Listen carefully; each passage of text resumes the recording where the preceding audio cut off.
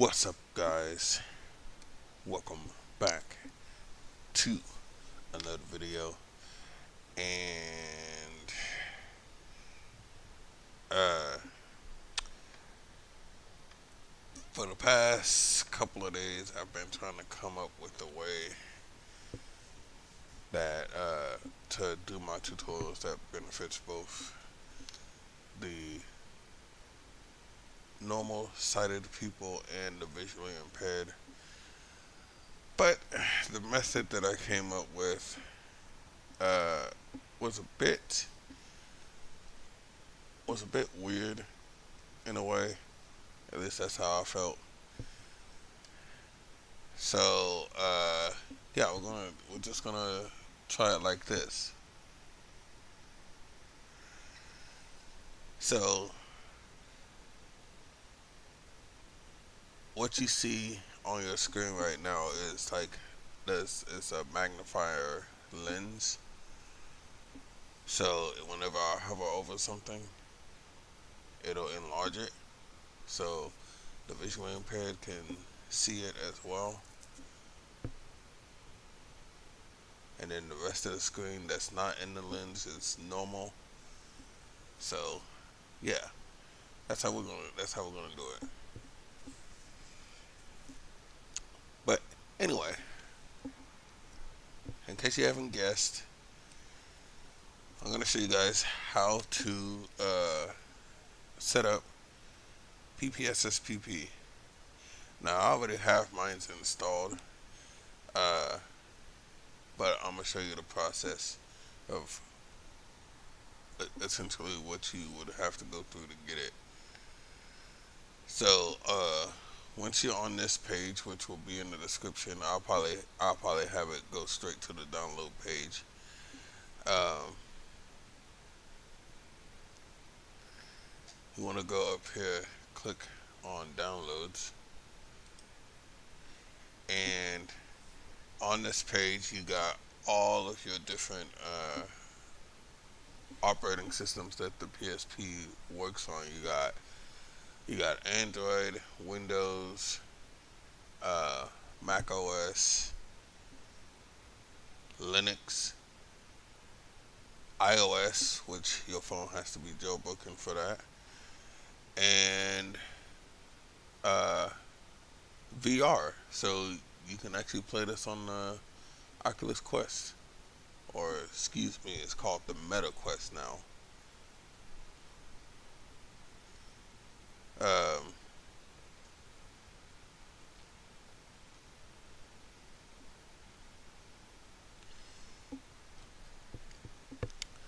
the yellow ones that you see are the premium versions of the emulator, but you do not by any means have to opt to get the yellow ones because it's pretty much the same thing. It doesn't add any features, kind of like how Redream does, where you kind of have to pay for the premium to get like a few extra features and higher quality and everything. Uh, it just shows that you support the developers of PPSSPP.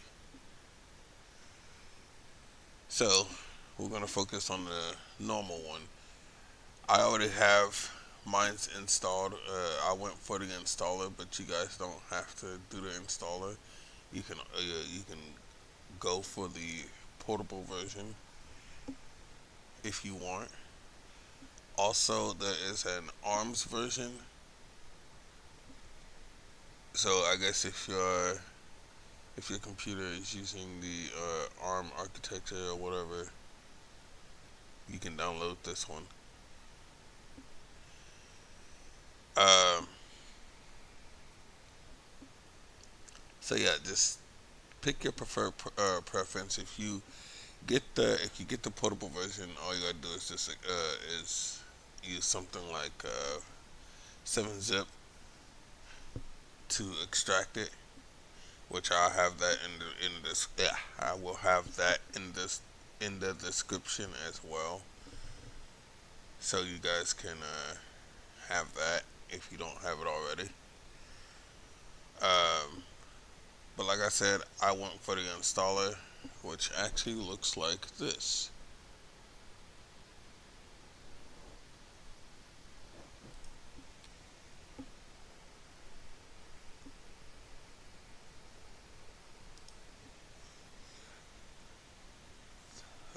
Let me see.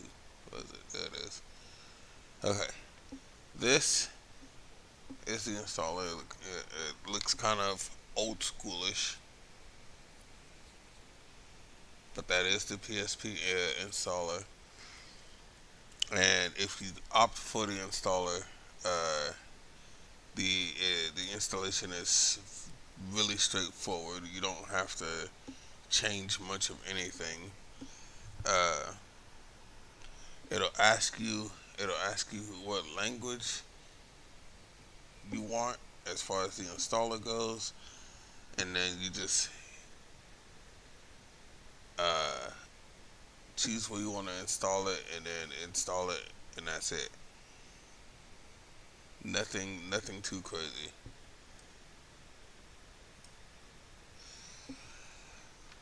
And then once it's installed,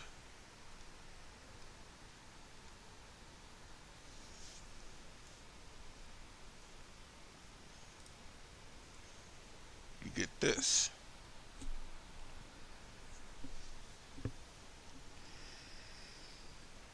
Now, if you notice, mine's is in full screen. I don't know. I think I did something last time for it to be in full screen, but it just makes it a little bit easier in my opinion. Now, don't pay attention to any of the stuff over here. Uh, I'll show you how to get it like that in just a minute. So, um, once you're in PPSSPP, this side will be blank. This is just your this will be this is just your recently played section. But if it's your absolute first time opening the emulator, uh, you'll see something like this, where it's showing a couple of like a couple of files and folders and whatnot. This is the PSP equivalent of the File Explorer. So this is what you will use to navigate to where your games are. Uh, Unfortunately, as of recording this video, I'm not sure if there's a better way to do it. But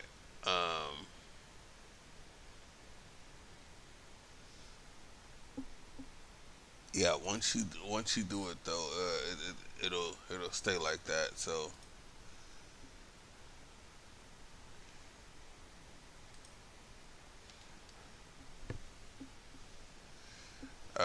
but yeah, I can't tell you where you can get your games from, but just search up whatever game you want to get for the PSP, and there you go. You should be able to find it. Um, but we're gonna focus on the settings first. Now, the settings that it could be a bit overwhelming, especially if you're trying to do it without looking at a video. It could be really overwhelming, but it's really not that complicated, especially considering you don't really need to touch half the stuff in here.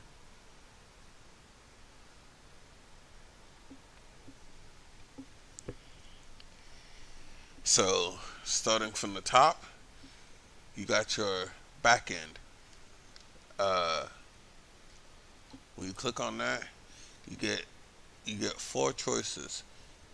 You got OpenGL, Direct 3D 9, Direct 3D 11. What's Direct 3D 10? And then you got Vulkan. Vulkan is going to be the more popular one to use, but uh, you can use Direct 3D 11 or 9 depending on what system you're using. And if you're on mobile, chances are you're going to be using OpenGL, which isn't the best backend, but it does get the job done.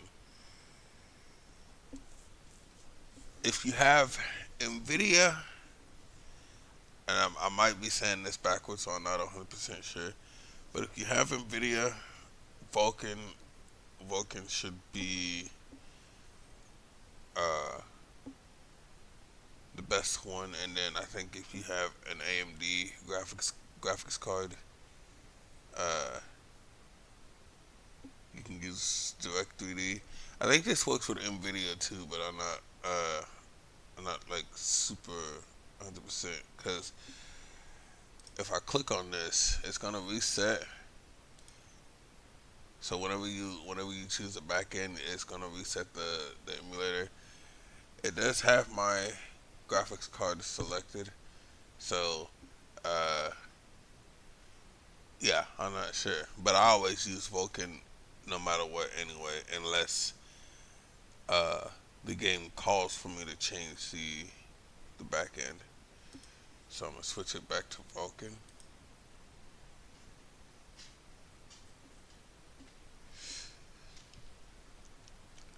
and then you got your resolution.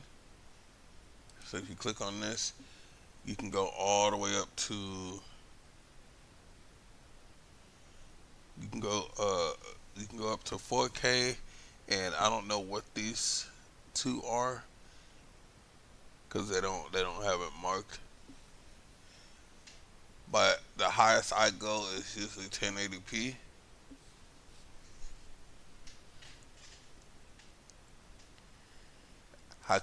My graphics card is capable of doing it higher, but that's why I leave it. Obviously, you want to use whatever your computer can handle. So basically, how I would go about doing this is get a game, run it, and then start from the base, which will be this one. Start from that, and then work your way up. And then when you start seeing lag, then that's when you need to go back down to the previous one until it stops lagging. And that's how you can find out what your computer can handle. Uh,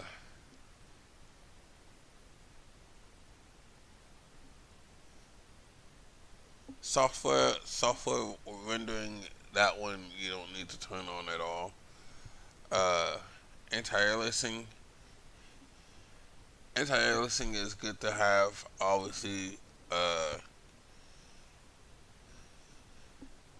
use what your PC can handle. Obviously, um, I usually do 4x. I could probably do 8x. I never tried it, so. Um, but basically, if my understanding is correct, it makes the game look a little bit smoother and more crisp.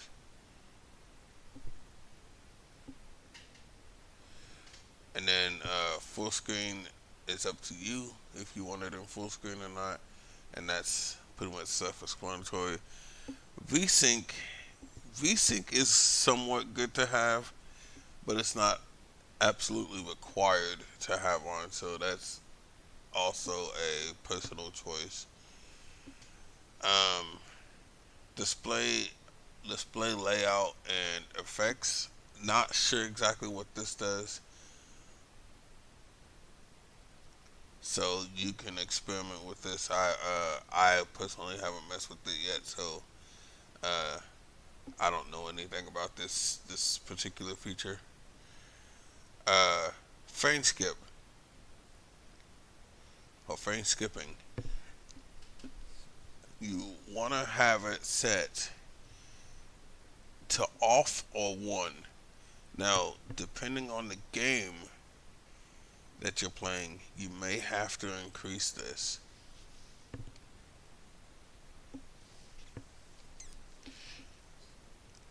And the reason is it's because some games, for some reason, when frame skipping is turned completely off, uh, produces some very weird results. So, yeah, just bear that in mind. Um, there is a very useful feature that I'm going to show you guys that I noticed quite a few modern emulators are starting to do, and I'm absolutely loving it that it's becoming a thing. So when we get to that point, I will explain what I mean. All right, so frame skipping type, you don't need to change that, and pretty much everything past frame skipping type, you do not need to change whatsoever. Not unless you absolutely need to. Okay, like some of these settings down here, I've never really messed with, nor have I really had to enable. So, uh,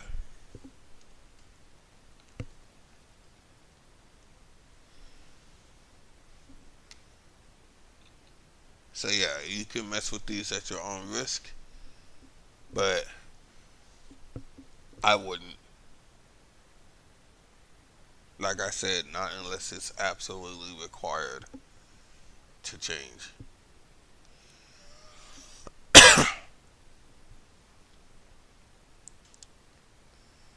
All right, so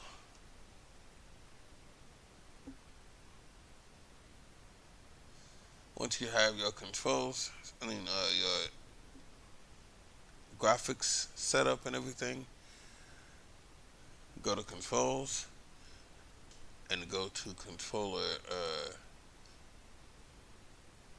mapping, which is the very first option at the top, and then I have my controller already set up, but it's actually really easy to set this up. So if it's your first time doing this, it's gonna have some inputs set up for you already, but you don't have to do it. So you go up here, you click clear all, and then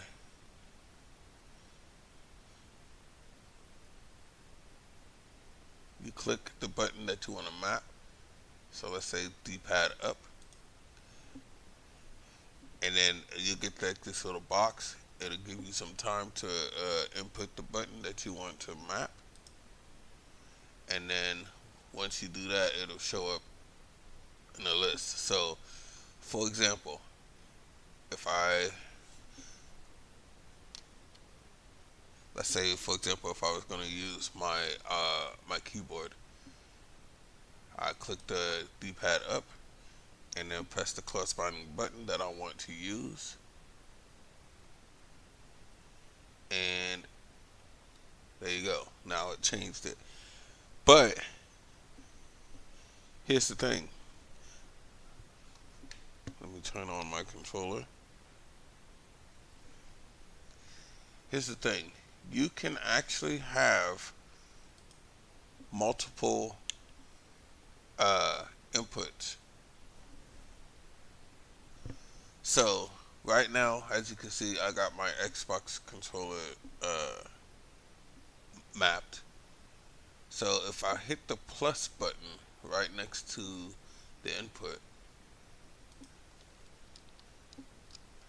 and then do that, now we have a secondary input. So you can have it, you can actually set this up with multiple controllers, which is very, very nice. So you could have your Xbox, you could have an Xbox controller set up, you could have it set up with the PlayStation controller, Nintendo Switch Pro controller, you know, whatever controller that works as a game controller, you could pretty much map to this. And then if you mess up, if you mess up doing your mapping,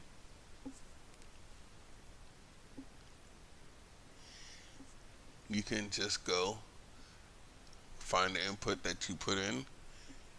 And let's say, for example, I messed up putting in this input. There's a little trash can next to it, and you can remove it, and then do it all over again if you want to.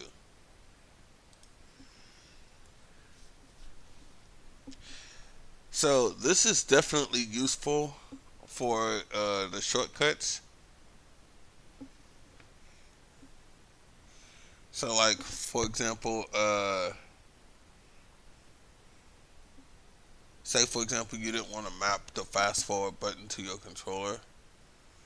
Uh, you can actually just add add another button if you want, or you can remove the one that you made and just replace it with the new one. So me personally, the way I have it set up is perfectly fine.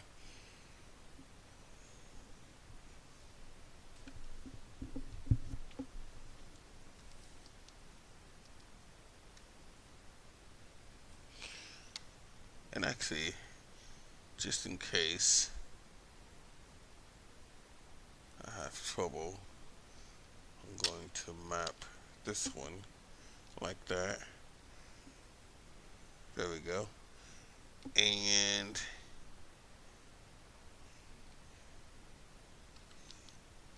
ooh, this one I'm gonna do.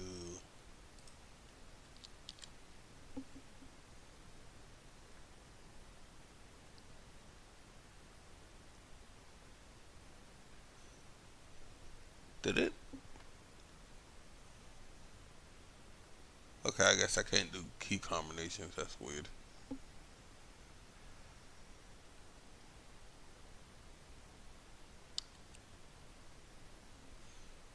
Or can I? Hold up.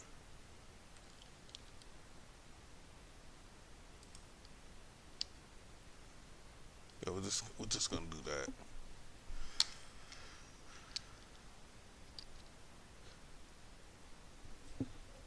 And the full screen, the toggle full screen shortcut doesn't seem to work all that well, unless I have to be in the game first. I don't know. Uh, the weird thing is, it does have the ability to map the right stick if you want to, but uh, to my knowledge, there is no uh, games that actually used the right stick. So I mean, it's there if you want to use it. But yeah, once you got everything mapped the way you want it, then you're pretty much good to go. This is one of the few emulators that does a very good job of saving your settings. So you don't have to make a profile for it or anything, which is kind of nice. Let's see. Audio, you don't need to change at all unless absolutely necessary. Networking is its own video, so we'll make a separate video for that. And then the rest, the tools in the system, you don't need to mess with these at all. Uh, I think for the networking, it's going to require you to go in here into the system settings to change some things. But other than that, for your basic use, you don't need to change anything in here. Uh, because the good thing is, emulators aren't region locked, so you don't even have to worry about the region. The only time I would say you have to come in here is if you want to change the language of the emulator. And what else is there in here that you might want to change? UI background animation. So there is some stuff that you can change for personal taste.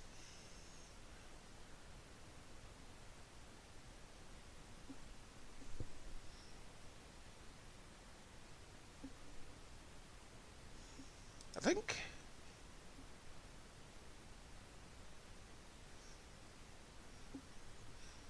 I think if I remember correctly, you could actually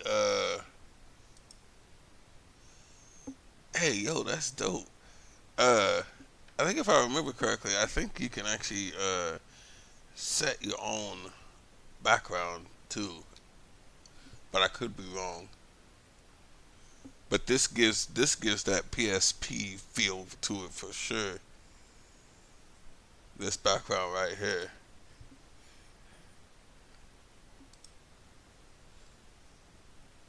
and then you can have it to where it shows your recent game that you played, which is kind of cool.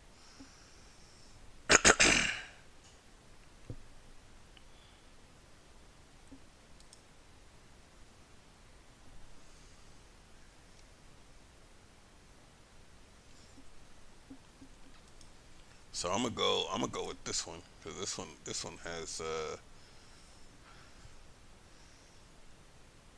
one has that real nostalgic feeling to it. Uh, let's see, theme. Can you okay,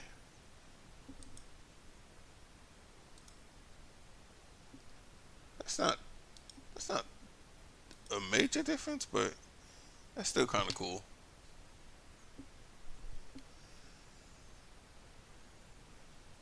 You can change the color tint too, but so you got some customization options at least. But anything past that, you don't really need to you don't really need to change. And actually, to be fair, I completely forgot about the customization stuff. Oh, I kind of like the dark theme. Look at that.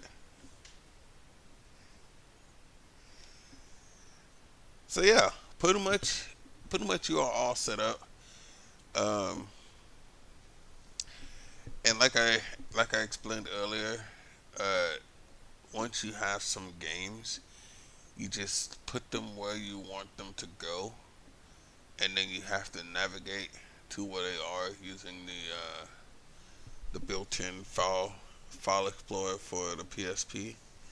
And once you find them, you got to make sure that the games are extracted because if they're still in a zip file, they will not be seen.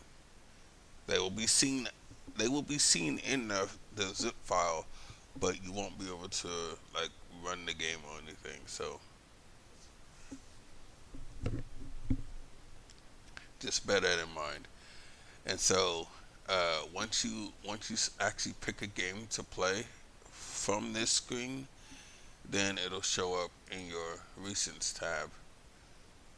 Now, I mentioned I mentioned something very useful that you can do uh, earlier in the tutorial, and that basically is if you're using a controller, I don't think you can access this menu. But if you're using a mouse, Then all you gotta do is go to the game, right click it, and you'll access a menu that has some information on the right side, and then on the and then on did I say the right side? Sorry, it has some information on the left side, and then on the right side, it has a couple of different options that you can choose. Like, for example, creating a shortcut to the game, which is useful, especially if you're going to be playing that game a lot. Uh, you can delete the game. I don't know why you would do that, but yeah, that is an option. Uh, Now I'm gonna do this because I did this in my first attempt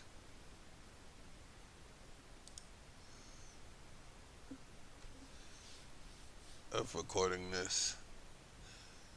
So when you first open this menu, you're gonna have play, create game config, delete game, create shortcut, remove from recent. Again, don't know why you would do that. Show in folder, a useful option if you're trying to find out where it is. Uh, Use UI background. Not exactly sure what that entails.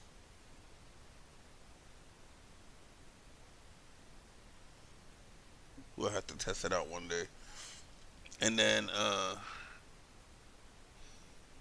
calculate CRC, which is an option I've never used ever, so I don't know what that does. So what you want to do is you want to go up here to where it says create game config. Click on that, and then you'll get a new option that says game settings. So if you click on that, it'll bring up the graphics settings, and you can actually set this up for this particular game. So you have all of the settings that you do normally for this particular game. So you can actually modify the controls as well as the audio if you want, just for this one game. So if you're having issues running a particular game, go into this mode and then tweak it so it doesn't mess with the other games that you have. So that's the feature I wanted to show, because it makes things a lot easier when you can actually tweak your settings from for the game by game basis. You know what I mean? So I'm gonna hit play on Sonic because I'm pretty sure it's gonna be a little bit laggy. Sonic, right? Too.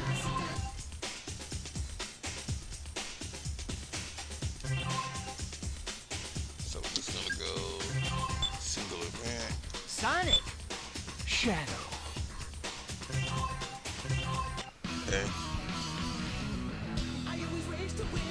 Oh, okay. Yeah, Actually, let's the do frame this. rate is actually pretty good.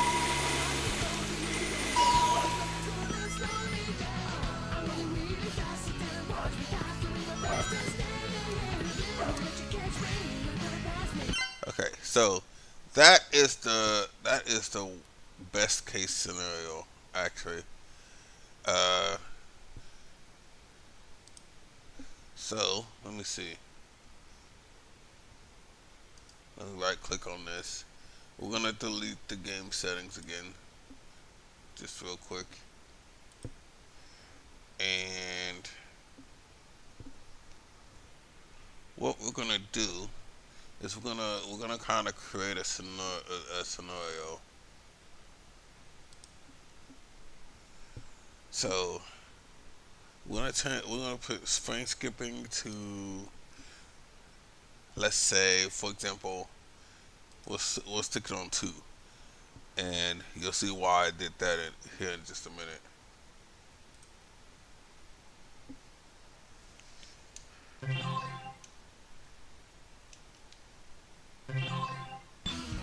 Sonic Riders 2.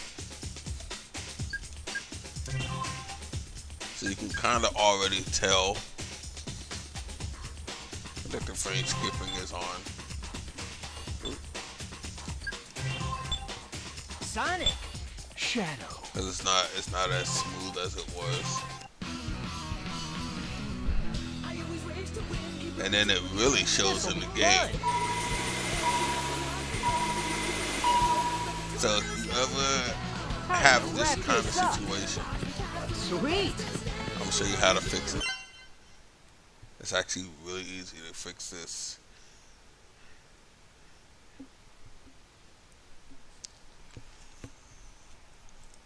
So for me, like I said, all I did was change the frame skipping, but there could be other factors as well. So what we're gonna do is we're gonna right click on this, create game settings or game config, then click on game settings, and we're gonna change this to 1, or we're gonna turn it off again. Now that's an easy fix for me, but if for some reason uh, if for some reason you are having issues like getting the game to show up, because another issue with this specific game is that you can start the game, but all you see is darkness. Like you can get through the menus and stuff like that, and then once you actually get to the actual gameplay, it's just complete darkness. All you see is the UI. Uh, so if you already got everything else set up like the way you want it for the rest of the games, um, this is the perfect environment right here to fix this particular game. So this game, like I said, is working as is, but if it's not, you can try changing the back end, and that sometimes works. There was a setting on here. I think they removed it. Either they removed it or they just moved it somewhere else. Uh, I forget what it was called, but it was causing some issues, like some major issues, and you had to change that particular setting just to get this game to work. So now that you know how to tweak it for just that particular game, uh, hopefully this will help you guys out in your endeavors to make the game work.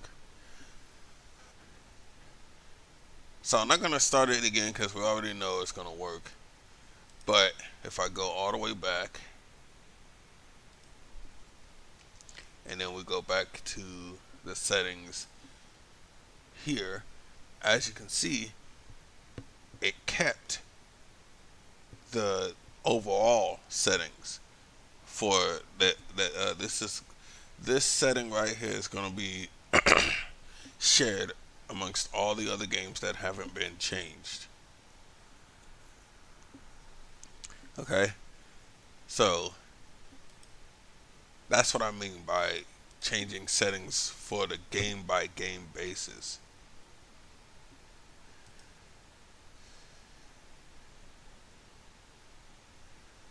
Grand Theft Auto, Grand Theft Auto is that game works pretty good. I'm not gonna lie, that game I haven't had any uh, issues with Grand Theft Auto, but it can always be improved.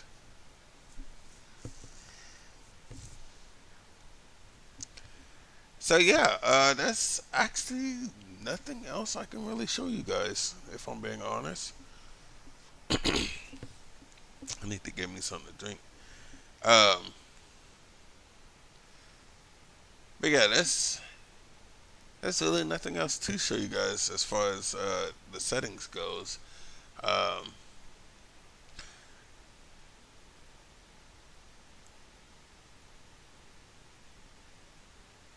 if you use the controller to navigate, if I can, there we go. When you highlight a game, it does actually show the background, and it the games that have it set like that uh, will play its respective music, which is kind of cool.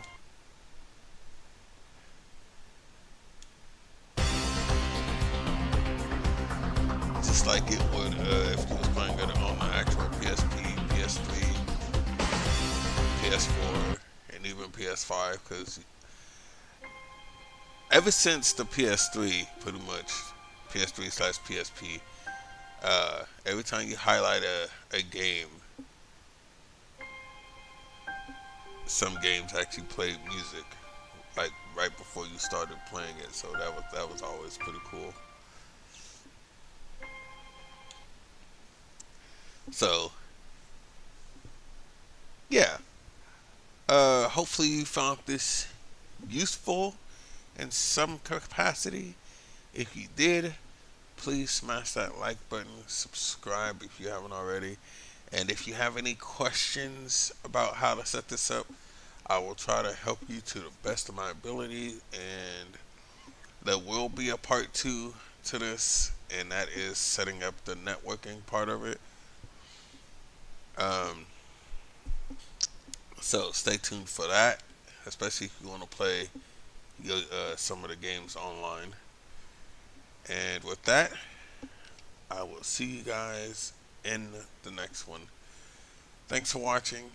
Also, let me know what you think about this whole thing, this whole lens thing. Uh, I do hope it helped some of you that are visually impaired. So, yeah, thanks for watching, and I will see you guys next time.